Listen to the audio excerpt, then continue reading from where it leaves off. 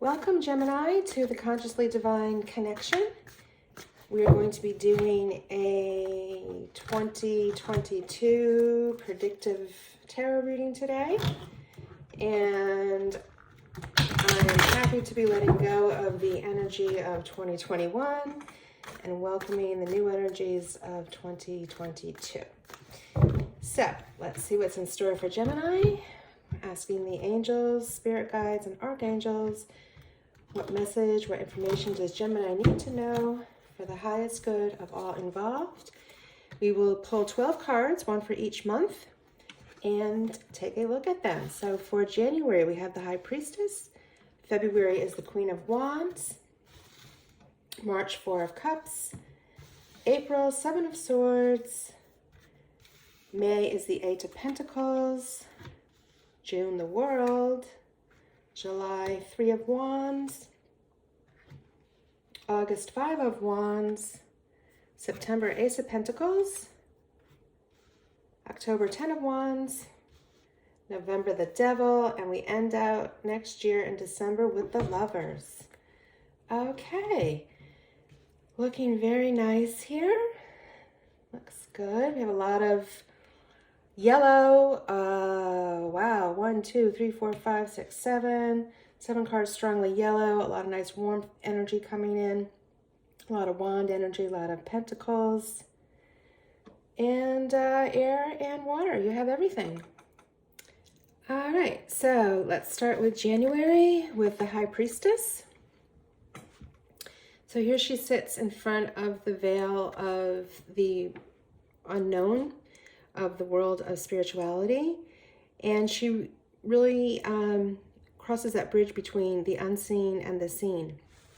Here we have the half moons on top of these poles that are opposite in color, showing that she's really able to bring forth this information of the feelings world and the spirituality world. She is a gatekeeper to that information. She is very intuitive, and she leads her daily life from a place of spirituality. She's really bringing forth the world of the unseen into her 3D reality. So you might find that you also are recognizing some psychic abilities, and that this information you're bringing forth from the other side, you are having a strong desire to share that with others. So if we look at you starting your year like that with a higher calling and wanting to take that message out to people, in February, you've got the great support of the Queen of Wands. So she is a visionary, she is tremendously creative, and she is a doer. She's like a boss lady. She's confident. She's going to make things happen. And she puts everything into action. So whatever information you've been bringing forth with your psychic abilities and your connection to spirit, with the High Priestess, the Queen of Wands is going to support your endeavors to bring that forth. If we look forward to March, we have the Four of Cups coming in. So the Four of Cups really gives us an opportunity to sit back and daydream a bit. We want to relax. You might be processing how you're bringing this information forth, if you're putting it into some sort of a program or course or talks that you're giving, a podcast, what have you. But we don't want to get stuck in this energy too long, because if we are daydreaming and just focusing on what is in front of us and somewhat apathetic that we only have the 3 cups, we've missed out on the opportunity that's being presented right in front of us. So it's a sign that, yes, you might need to pull back and reflect a bit on whatever it is that you're bringing forth from the High Priestess, and the action that the Queen of Wands has given you to take, but don't stay in this wishy-washy energy for too long. All right, so now we're coming forward to April. In April, we have the Seven of Swords. So this is an interesting card. A lot of people refer to it as a lying, stealing, cheating card. I have some other ideas about it. I'm looking at it as an individual that has creatively protected themselves without being confrontational by taking these swords away from this army camp. So it's the ability to, oh, I'm sorry, my cat just ran out of the room. She likes to join us sometimes for the readings. And so this person's clever, you know, he's finding a way to avoid confrontation. Is it sneaky? Yes. Is it a chance again to reflect about our motive when we are making decisions in relationships, in your career path, in whatever path you're taking to bring this message forth from the High Priestess? But I see it as a protective measure. Okay. Again, you may be protecting the ideas that you're bringing forth or the project that you're bringing forth from the High Priestess.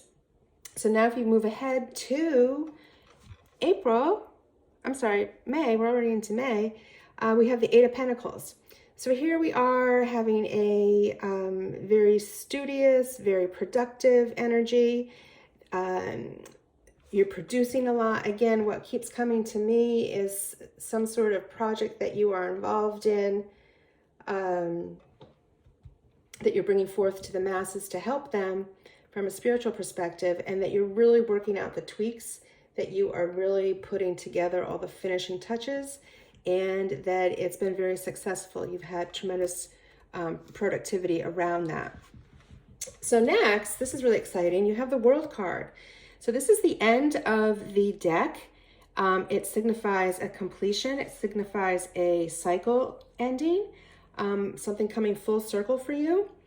It could also be celebrations around birthdays. A lot of Geminis, this is the June card, so this would be birthday time for a lot of Geminis. Could be marriage, could be graduation, some sort of celebration. So having all the months in front of us, accumulating in a celebration and a realization that your project has completed a cycle. Next, if we look at July, we have the Three of Wands. So the Three of Wands represents validation for the work that you have put into a project, for the vision that you have set forth, for the groundwork that you have laid down, and you are enjoying the results of that labor. So again, I see, now this could also be a relationship. We all have to put work into relationship, correct? But what's coming through to me most is that it is a spiritual endeavor, that you are creating some sort of project, product that you are bringing out to the masses, and it's a lot of effort put into it, that in the middle of the year you see and reap the success of that. Next, we have the Five of Wands. So this brings us to August. So fives are all about challenge, chaos, conflict. This group of people, we're not really sure. Are they fighting one another? Are they working together to build something? Are they working together to take something down that's not working? So it gives us an opportunity to step back, maybe tweak some of the things that you have brought forth with this project, and, you know, see if you need to change up some things, if you maybe need to bring in a different group of people to work with. It's a time to reflect and see if we can rid the chaos.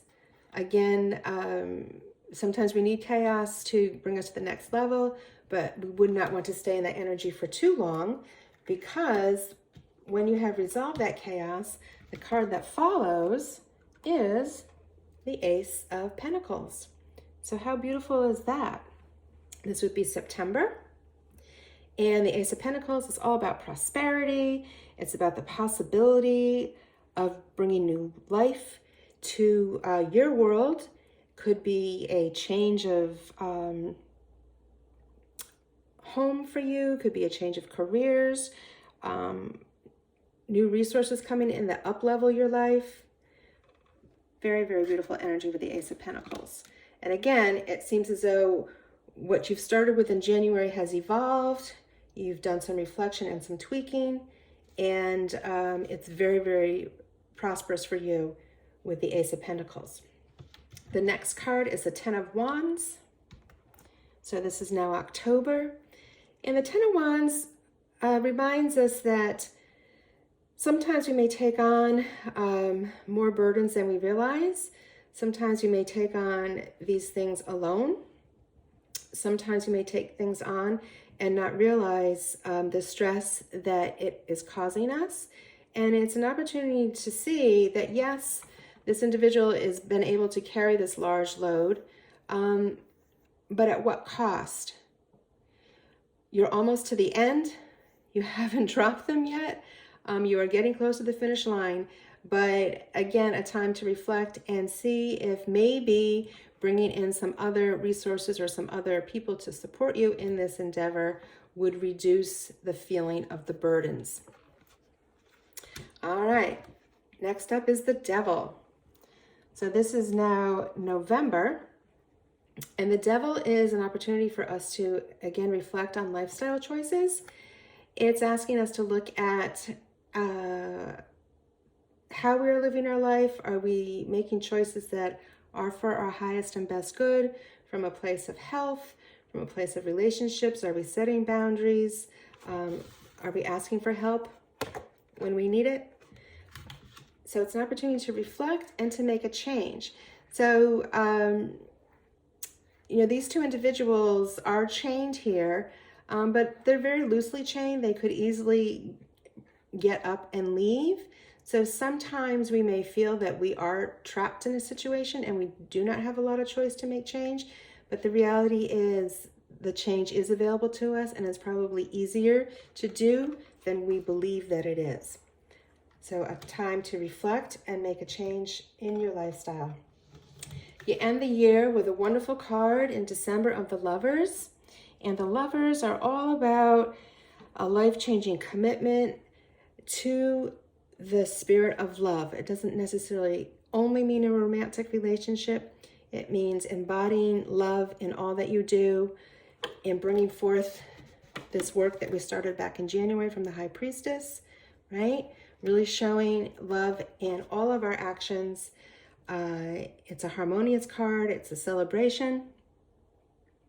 And it is a time to really embrace our commitment to the larger consciousness. Commitment to a spiritual love as well as a romantic love, but really thinking on the basis of humanity and also love of self. So your commitment may be, to this project that you've brought forth from the High Priestess, and bringing that knowledge and wisdom from beyond the veil to the larger collective, which certainly is a commitment to a higher consciousness. So really impactful reading, lots of success, lots of hard work, some revisions along the way. And for me, I think the two cards that are most striking is the opportunity to reflect on lifestyle choices and not carrying the burden all alone, that you do have resources available to you, whether it be material resources or people, to help you bring forth this wonderful message that you have coming in from the High Priestess. Okay, Gemini, it's going to be a great year, and I'm wishing you many blessings.